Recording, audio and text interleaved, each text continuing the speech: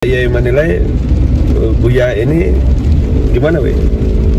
Apakah sudah masuk dalam kategori apa nih, Wei? Saya perhatikan sebagian pernyataan dia itu memang ya murtad, keluar dari Islam. Kira sebaiknya segera hentikan, bertaubat kepada Allah. Jangan berharap saya akan menyalahkan siapapun. Saya tidak pernah menyalahkan siapapun. Ketika kita nanti punya persepsi yang berbeda, biarkan sajalah berbeda. Karena bagi saya perbedaan adalah merupakan kekayaan. Semakin banyak perbedaan, semakin kaya dan semakin indah hidup ini. Saya kasih contoh aja dah. Anda ke Ragunan, masuk ke kebun binatang, karcisnya berapa ya? 50.000. Dari sini ke Jakartanya berapa? 200.000. Jadi 250.000. Setelah masuk di dalam kebun binatang itu, ternyata isinya ketek semua. Kebun apa namanya? Jadi semakin ada buaya, ada kadal, ada kunyuk, ada cemara, itu kan semakin menjadi ramai. Jadi kita sebetulnya harusnya gembira adanya perbedaan-perbedaan itu. Nah itulah, makanya itu satu pemahaman semacam itu. Jadi ada satu isu yang lagi sedang menjadi trendy topik sekarang ini, itu masalah kekafiran. Ya kadang-kadang saya merasa kurang nyaman juga sih, tapi ya bagaimanalah.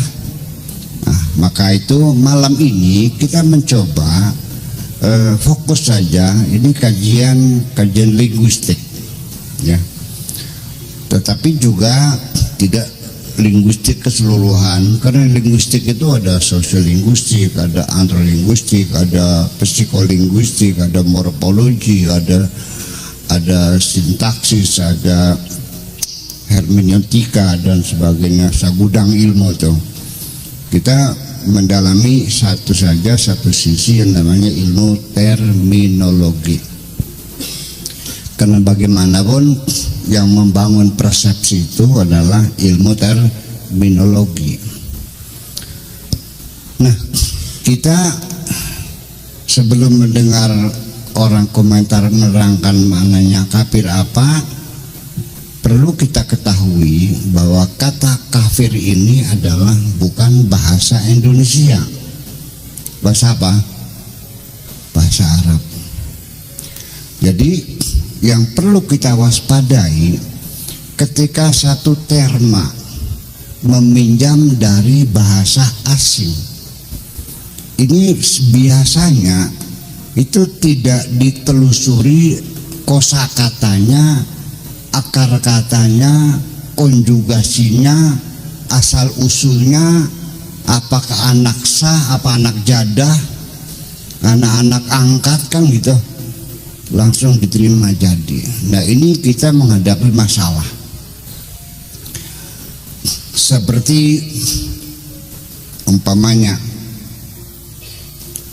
istilah-istilah agama, terutama masalah zuhud, masalah takwa, masalah sabar, masalah tawakal, itu semuanya nggak jelas ya, definisinya nggak jelas, sehingga ada orang yang males cules, kata orang Cirebon yang beler, disanjung, aduh sabar banget. Gimana sabarnya? Tidak membedakan orang malas dengan orang sabar. Ketika ada orang bicara tawakal, anggapannya tawakal itu ajaran fatalisme, semacam itu. Nah itulah makanya kemudian yang kedua, kadang-kadang di dalam persepsi mengenai istilah-istilah dalam agama Islam itu dibuat pada zaman ya keempat Hijri. Jadi sampai sekarang sudah 1000 tahun, di mana pengetahuan waktu itu belum dilengkapi dengan pengetahuan modern sekarang ini. Tidak ada dukungan ilmu pengetahuan dan sains dan teknologi. Jadi semuanya itu hanya persepsi pribadi masing-masing, sehingga kita uji kebenarannya ternyata ya menjadi berbeda. Pengen tahu salah satu yang paling populer, sholat. Apa definisi sholat? Sok dibaca di kitab apa namanya, di kitab kuningnya, as-sholatu apa tuh? Af'alun wa aqwalun muftatahatun bitakbir wa muhtatamatun bitaslim. Begitu ya? Itu saya juga pernah baca di kitabnya begitu.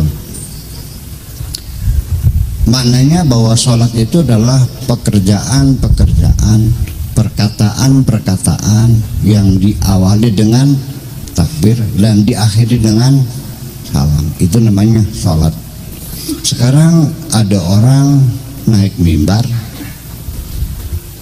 takbir,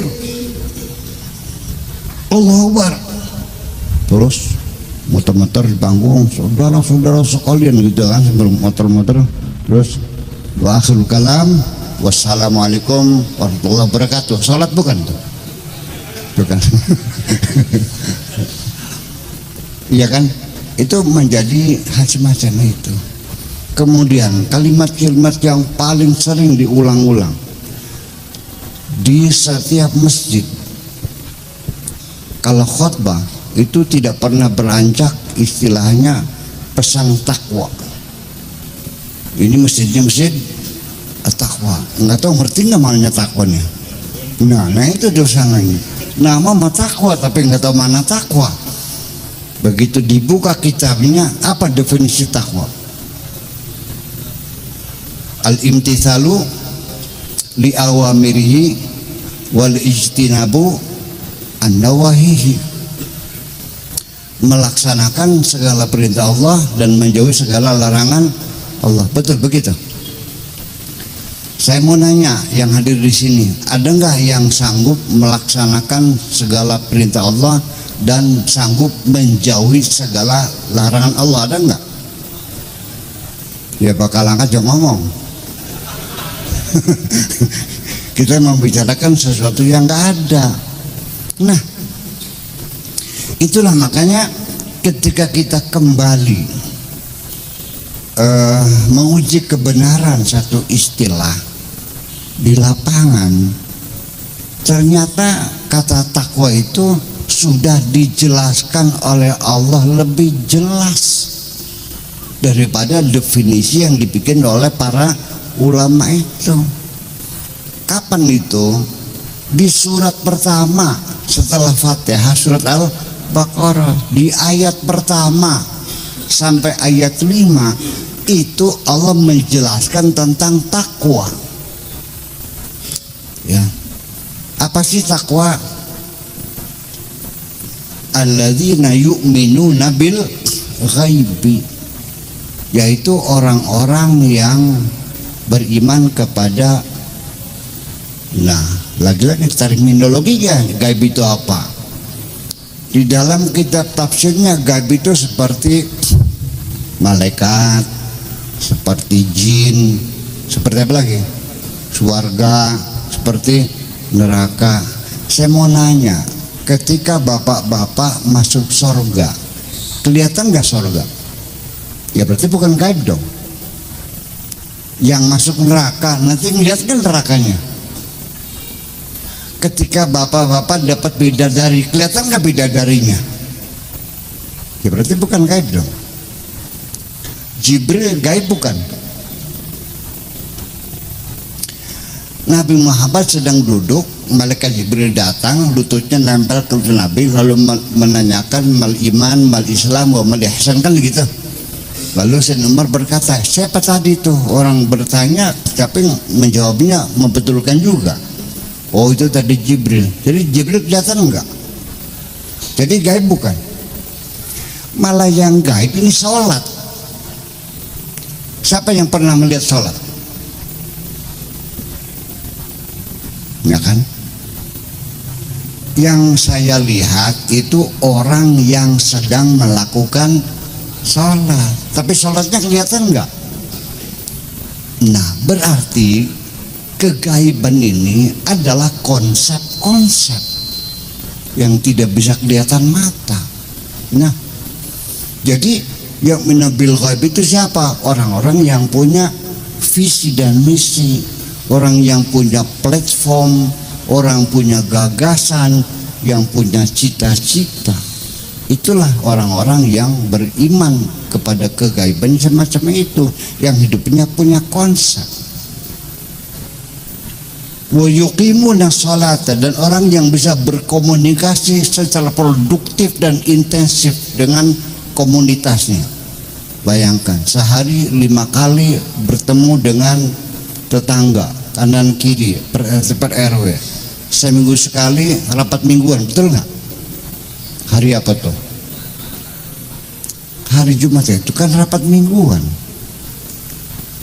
Orang perempuan nggak usah rapat, betul nggak? Anak kecil nggak usah rapat, orang yang sakit nggak usah rapat, yang nungguin orang sakit juga nggak usah rapat, tamu yang datang dari kota lain nggak usah rapat. Yang rapat siapa? Penduduk desa itu. Nah, mana buktinya rapat? Dikasih pengarahan. Berapa kali pengarahannya? 2 kali. Pertama menyampaikan laporan pembangunan minggu yang lalu. Kemudian pidato yang keduanya menyampaikan program pembangunan minggu yang akan datang. Lalu setiap tahun sekali ada rapat tahunan namanya, dan 2 kali malah Idul Fitri dan Idul Adha. Idul Fitri secara nasional, Idul Adha secara internasional. Jadi itu semuanya kita mencoba memaknai bahwa sholat itu adalah satu bentuk upaya membangun satu komunikasi. Kemudian wa mimma razaqnahum yunfiqun, itu artinya orang bertakwa itu orang yang dermawan. Masa orang bertakwa medit? Siapapun yang mengatakan aku bertakwa tapi medit, beli ngandel. Kalau bertakwa itu orang yang dermawan. Setelah itu apalagi walladzina yu'minuna bima unzila ilaika wa ma unzila min qablik, yaitu orang-orang yang mengimani kitab-kitab suci sebelum Al-Quran dan sebelumnya. Itulah kita makna dengan toleransi beragama. Ya. Wabil akhirati hum yuqinun, dan itu orang yang punya program jangka panjang sampai akhirat. Jelas mana definisi dari Allah dengan definisi dari kitab kuning? Terus mau ikut siapa? Ya udah. Nah ini jadi artinya ketika mereka mencoba menjelaskan Al-Quran, bisa jadi malah sama gak jelas jadi. Nah itulah makanya untuk bahwasanya mendefinisikan sesuatu, biar kita kasih pengantar tentang makna definisi dulu, terminologi, bahwa tidak mudah mendefinisikan sesuatu. Konsekuensinya ketika definisi itu tidak benar sehingga menimbulkan kesalahan persepsi, ini urusannya panjang. Siapapun orang yang persepsinya salah, pasti konsepsinya salah, betul? Kalau konsepsinya salah, konklusinya salah. Kalau konklusinya salah, kalau implementasinya salah, lalu aplikasinya salah. Awalnya salah, kesananya salah semua. Nggak mungkin dong. Yang awalnya benar saja belum tentu akhirnya salah kok. belum tentu awalnya benar sampai akhir benar, bisa salah. Apalagi itu konsep-konsep. Niat kita yang baik saja belum tentu sampai akhir niat kita benar baik kok. Percaya nggak?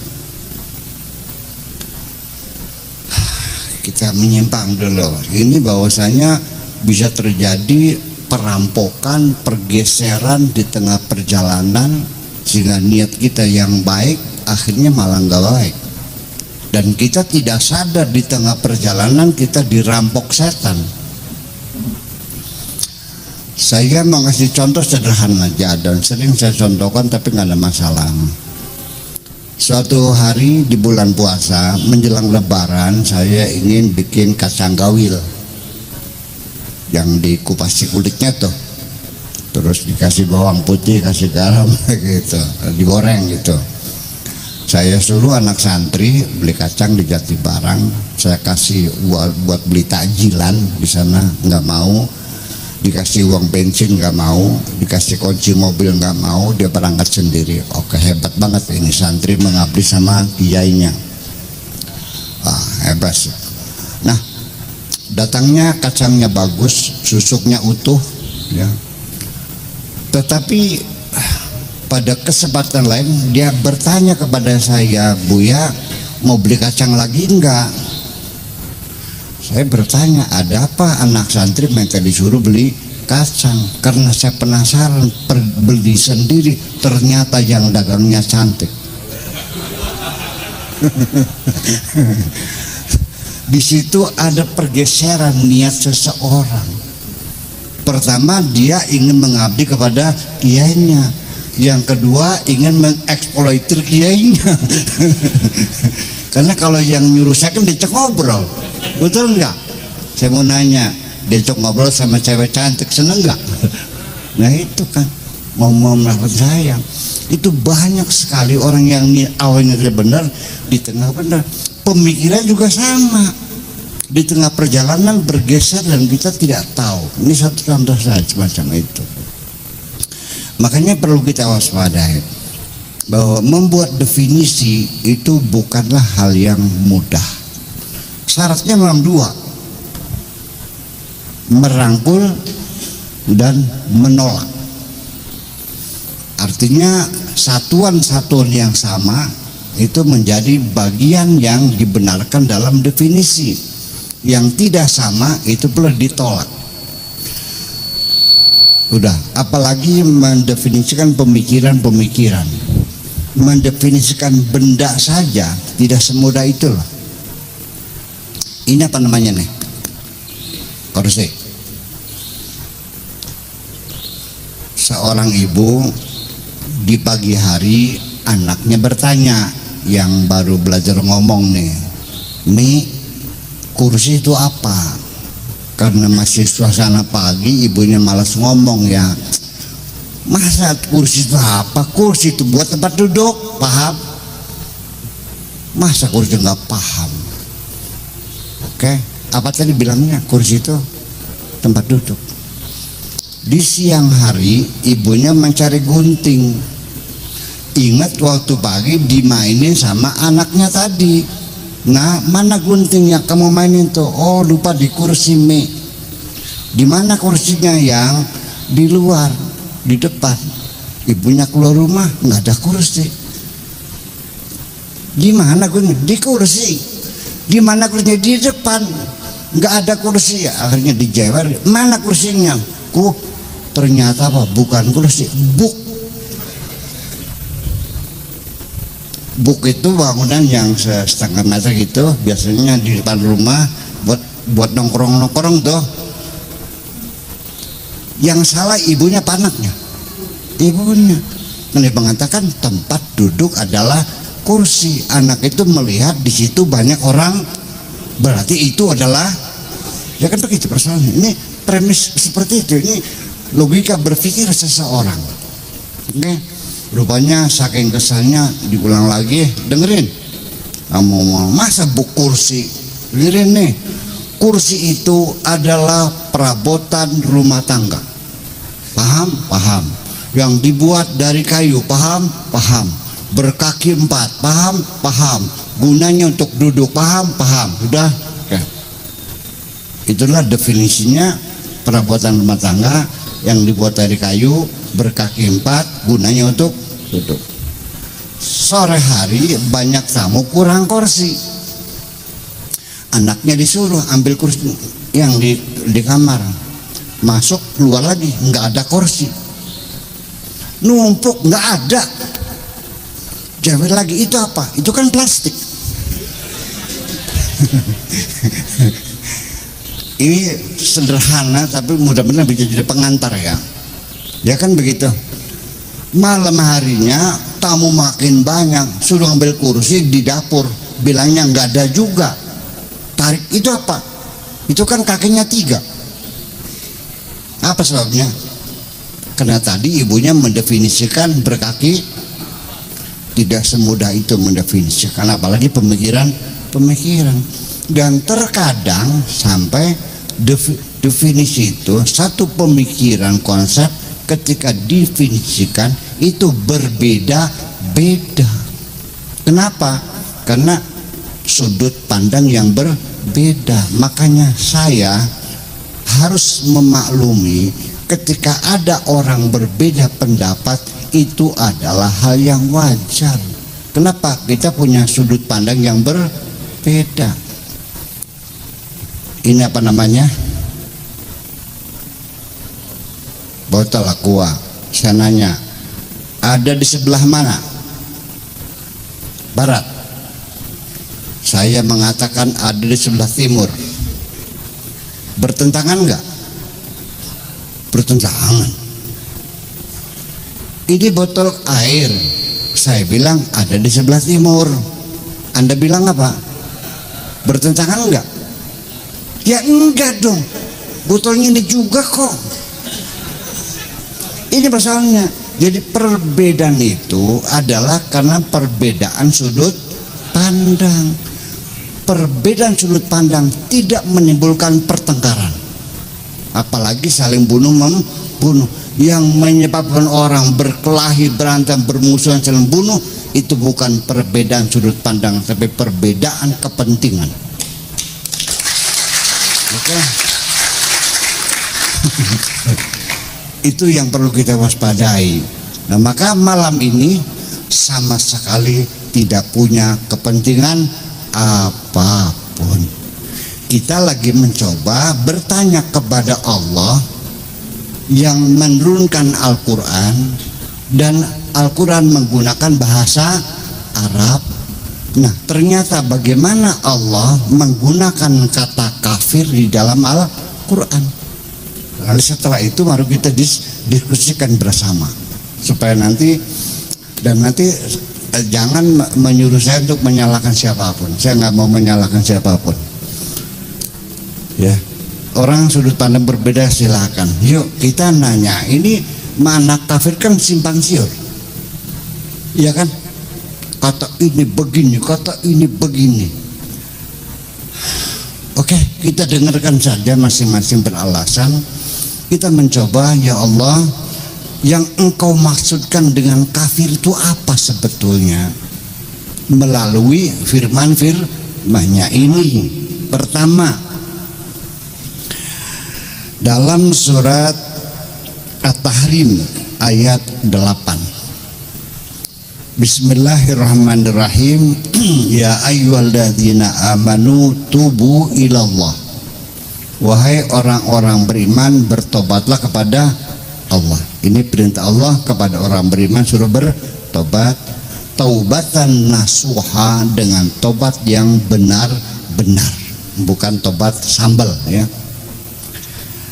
Lalu asa rabbukum ayyukaffira ankum sayyiatikum, semoga Tuhanmu mengkafirkan kesalahan-kesalahanmu, supaya Allah mengkafirkan dosa-dosa kamu.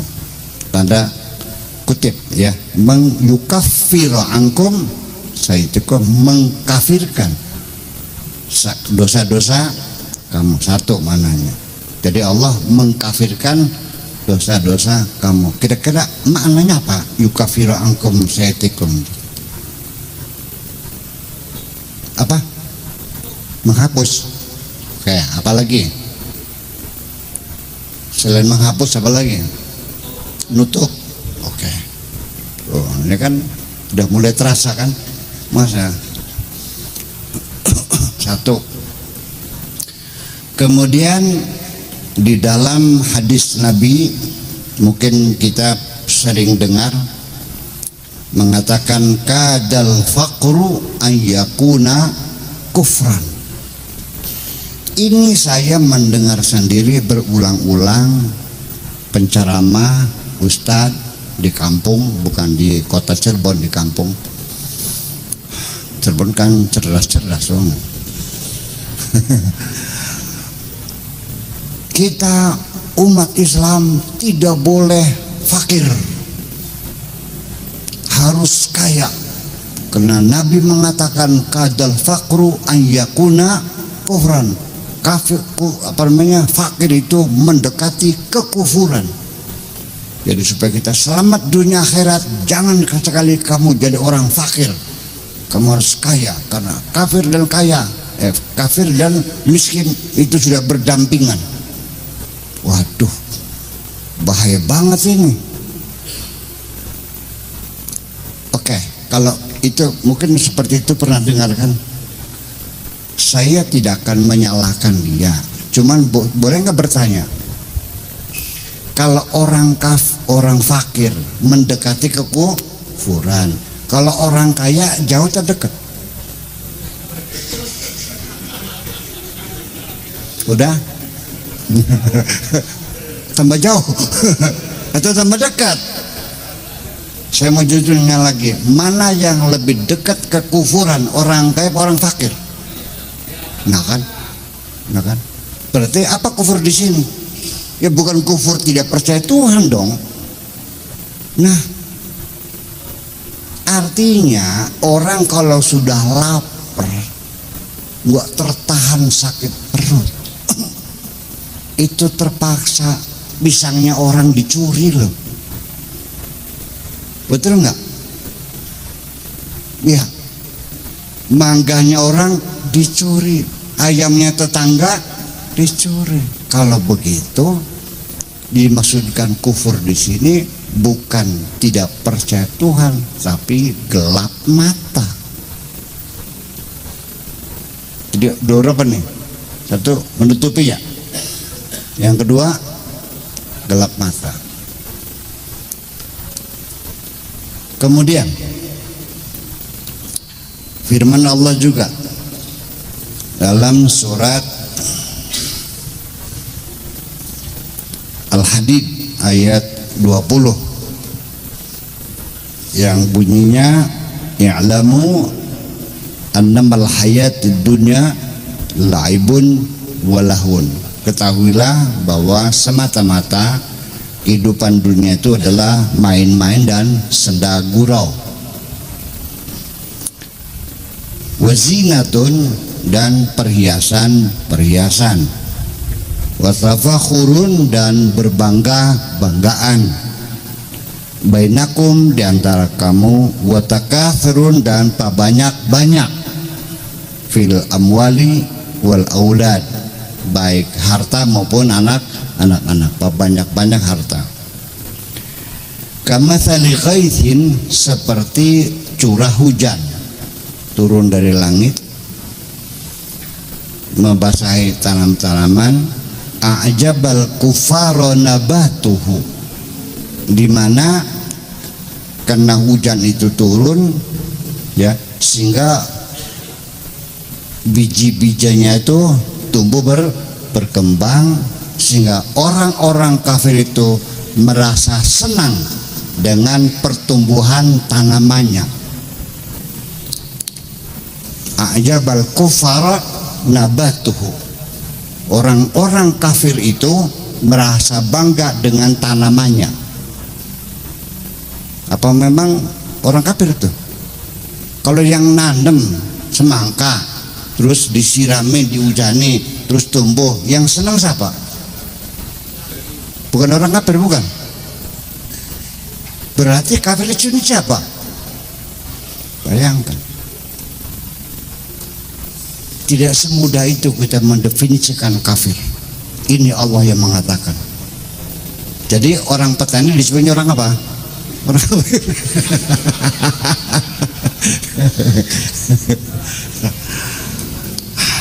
Tetapi ini ada benang merahnya. Begini, bahwa kenapa petani disebut kafir? Ini orang nanam padi saja ada dua macam. Ada yang disebar jadi binian lalu ditanam. Ada lagi yang namanya gagak, ngelencok, namanya nipuk namanya. Ya, dilencokin terus gabahnya diuruk. Nah, berarti orang tadi disebut kufar itu karena bibitnya itu diurukin, berarti ditutupin, menutup. Oke. Terus apa lagi? Nanti setelah itu kita definisikan mana kafir itu apa. Yang berikutnya adalah surat Al-Kafirun. Qul ya ayyuhal kafirun la a'budu ma ta'budun wa la antum 'abiduna ma a'bud wa la ana 'abidu ma 'abadtum wa la antum 'abiduna ma a'bud lakum dinukum waliyad din. Wahai orang-orang yang kafir, intinya mah aku tidak menyembah Tuhan kamu, kamu tidak menyembah dan sebagainya. Lakum dinukum waliyad din, bagimu agamamu, bagiku agamaku. Siapa mereka?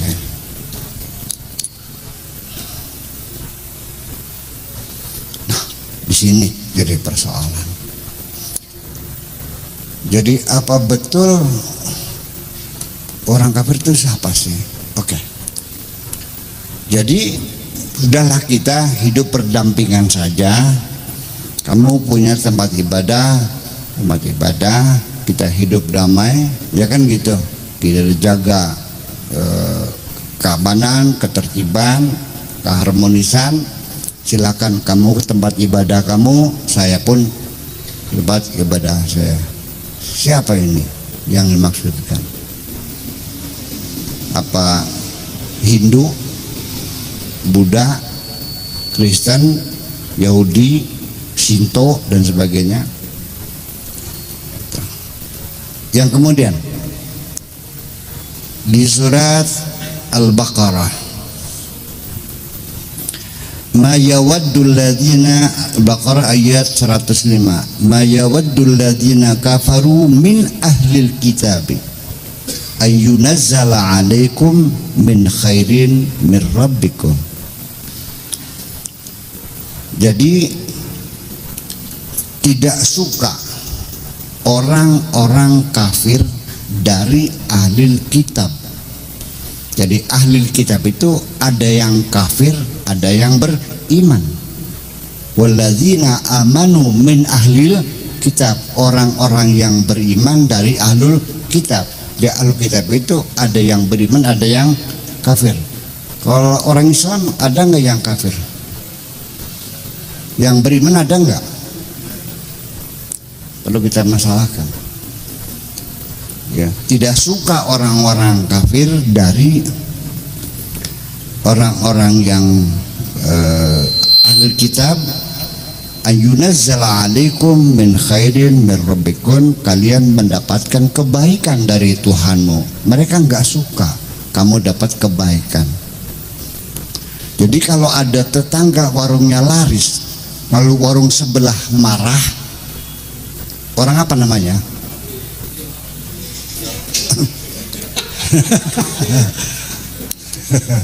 Oke, ketika ada orang yang dapat rezeki, terus yang ini marah, nyupang di mana tuh? Orang apa namanya? Orang iri. Orang iri oleh Al-Quran dikatakannya orang kafir. Orang kasut Wallahu yakhtassu bi rahmatihi man yasha wallahu dzul fadlil azim. Allah akan memberikan rahmatnya kepada siapapun. Nggak ada urusan. Kenapa kamu harus sakit hati orang dapat rezeki? Berarti orang kafir disebut kafir juga kan? Oke, itu. Jadi kalau ada orang kafir dasar kafir loh. Nah, gitu. Sah sesuai dengan Al-Quran.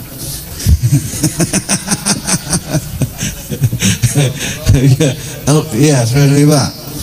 Kemudian berikutnya surat An-Nisa ayat 37 yang berbunyi alladzina yabkhuluna, orang-orang yang bakhil, kikir, wa ya'muruna an-nasa bil bukhli, dan menyuruh orang-orang lain untuk kikir juga, wa yaktumuna ma atahumullah min fadlih, dan mereka menyembunyikan anugerah Allah, diumpetin rezekinya, nggak boleh orang lain tahu, nggak boleh orang ikut pinjam utang, nggak boleh minta, disembunyikan. Nah, untuk mereka orang yang kikir itu Allah mengatakan wa a'tadna lil kafirina adzabam muhina. Untuk orang-orang kafir seperti itu sudah kami siapkan hukuman yang menghinakan. Berarti orang Madrid kafir enggak? Kafir. Kalau orang Madrid kafir loh. Jadi tidak mengada-ada dengan firman Allah, kok masa ngelawan. Kemudian selanjutnya, wa in ta'adzana rabbukum la in syakartum la azidanakum. Apabila engkau bersyukur, kami tambah nikmat kami. Wala in kafartum, kalau kamu kafir, inna adzabi lasyadid. Kalau kamu kafir, maknanya apa? Jadi kalau orang yang tidak bersyukur disebut juga kafir. Jadi kalau anak kita dikasih uang sama tamu terus lari nggak bilang terima kasih, ya anak kafir sini. Itu. Waduh, kalau begitu kita kafir semua dong. Ya mudah-mudahan dia iya gitu.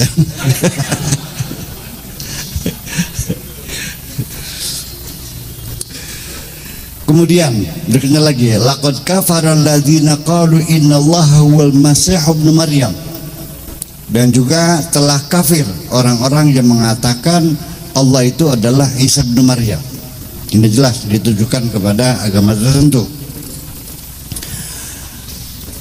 Selanjutnya lagi,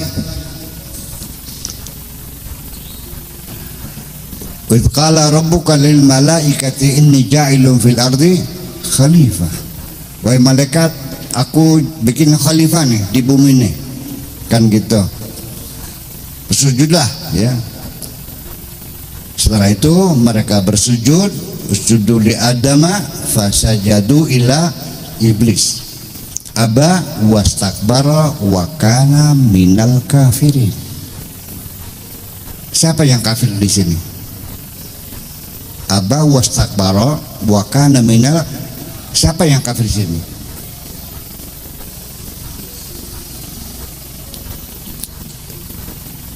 Allah berkata, hai malaikat, bersujudlah kepada Adam. Malaikat semua bersujud kecuali iblis. Aba menolak, wastakbaro dan sombong, wa kana minal kafirin, dan iblis itu adalah kafir. Berarti siapa kafir ini? Iblis. Kafir percaya nggak sama Tuhan? Berarti tidak mesti kata kafir itu tidak percaya Tuhan. Jadi siapa yang disebut kafir itu? Ini kan iblis menolak, tidak mau bersujud kepada Adam. Kan dipanggil, diklarifikasi oleh Tuhan. Tidak sekonyong-konyong ditempong terus keluar, enggak. Nang main aja nggak serang. Apa sebabnya kamu tidak mau bersujud? Kan diklarifikasi. Dipanggil juga baru sebagai saksi, kon belum sebagai tersangka, belum.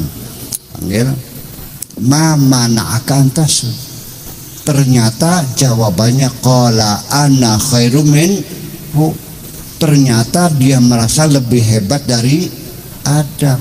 Orang yang merasa dirinya lebih hebat dari yang lain namanya orang sombong. Oleh karena dia sombong, wa kana minal kafirin, resmi dia distempel sebagai mendapat label kafir. Jadi siapapun yang sombong, kafir kamu ini. Wah, banyak banget jawabannya. Sombong kafir, medit kafir, kasut kafir, tidak bersyukur ya kafir kafir. Iya, ini Al-Quran ya, dan kita harus jangan melawan dong. Allah jadi lawan semua. Kenapa? Karena Adam, iblis sendiri kan setelah mengatakan aku lebih baik dari Adam, kan ditanya argumentasi apa? Apa argumentasinya? Khalaqtani min narin wa khalaqtahu min tin. Aku dibuat dari api, Adam dibuat dari tanah, sehingga iblis mengatakan aku lebih baik karena menurut persepsi iblis api itu lebih baik dari tanah. Saya mau nanya pada bapak-bapak, bagus mana tanah dengan api? Sebabnya apa? Lah iya, tanah mas segala macam unsur mineral ada di situ. Tapi di api ada apa? Nggak ada apa-apa kok. Hanya pembakaran aja, karbonat saja. Berarti argumentasi iblis kuat atau lemah? Kenapa iblis tidak mampu berargumentasi yang kokoh? Karena dia sombong. Makanya cirinya kalau orang sombong goblok.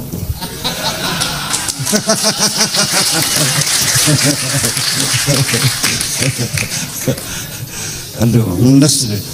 Tapi begini, saya kadang-kadang juga merasa karunya sama iblis nih. Kasihan juga, bayangkan manusia sealam dunia menyalahkan iblis semua, gara-gara iblis, karena iblis.